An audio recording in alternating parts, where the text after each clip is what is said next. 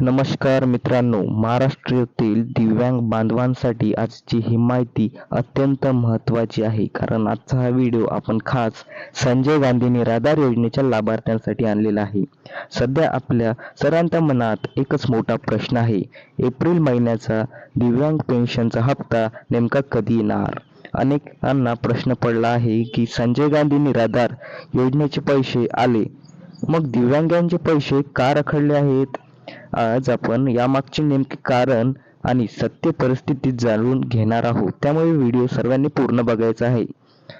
बघा, सर्वात पहिलं कारण म्हणजे पैसे येण्यास उशीर का होत आहे हे बघूया. यामध्ये विभागातील बदल हा मोठा यातील कारण आहे. पूर्वी दिव्यांग पेन्शन आणि इतर योजना सामाजिक न्याय विभागामार्फत चालवल्या जात होत्या. मात्र राज्य सरकारने आता दिव्यांगांसाठी स्वतंत्र दिव्यांग सक्षमीकरण विभाग स्थापन केले आहे. जेव्हा एखादी योजना एका विभागातून दुसऱ्या विभागाकडे वर्ग केली जाते, तेव्हा सर्व डेटा ट्रान्सफर करणे, लाभार्थ्यांची माहिती नवीन सिस्टीममध्ये अपडेट करणे आणि नवीन नियम लागू करणे यामध्ये बराच वेळ लागतो. ही प्रशासकीय प्रक्रिया सुरू असल्यामुळेच एप्रिलचा हप्ता येण्यास थोडा विलंब होत आहे.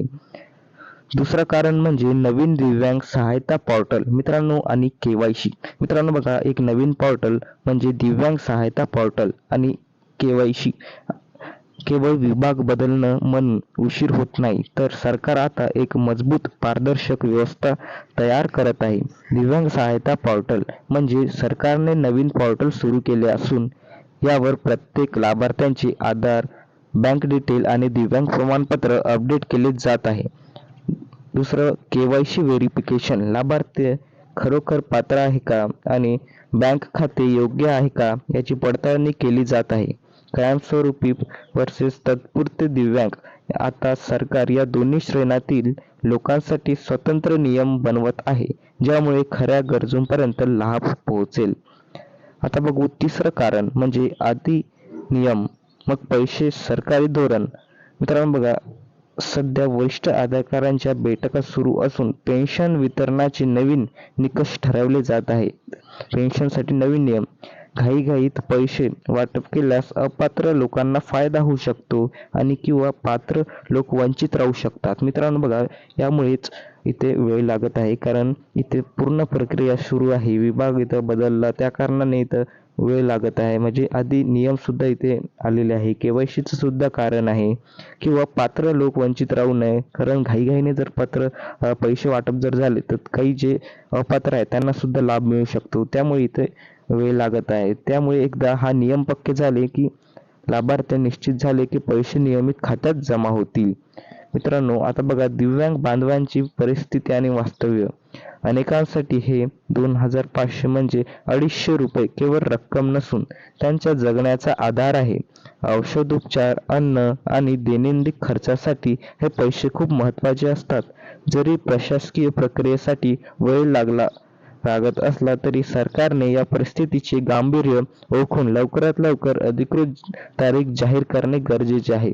मित्रांनो, यावरून आपण बघा हे लक्षात घेऊया की हे जे विभाग वगैरे बदलत आहे किंवा केवायसी करणं सुरू आहे, आता आपल्याला याला पर्याय नाही, आपल्याला याची वाटच बघायची आहे.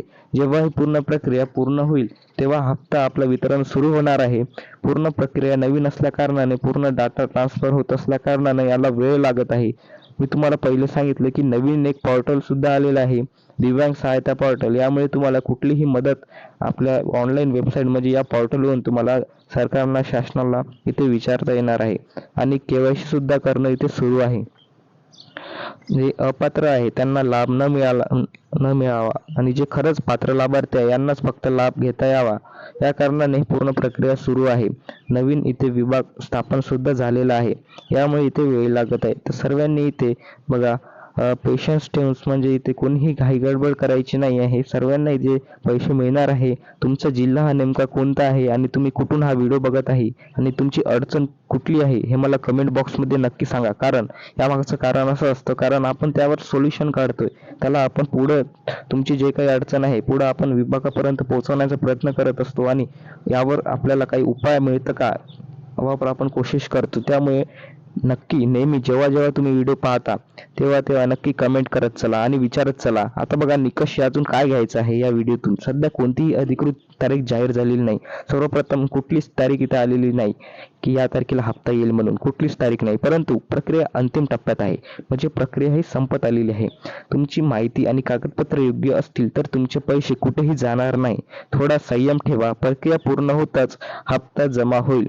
अशाच माहितीसाठी तुम्हाला या चॅनलला सबस्क्राईब करून ठेवा आणि इतरांना सुद्धा हा व्हिडिओ शेअर करा, जेणेकरून त्यांना सुद्धा गैरसमज होणार नाही. आणि बघा काही जर विचारायचं असेल तर आपल्या कमेंट बॉक्समध्ये नक्की विचारा. धन्यवाद. जय हिंद, जय महाराष्ट्र.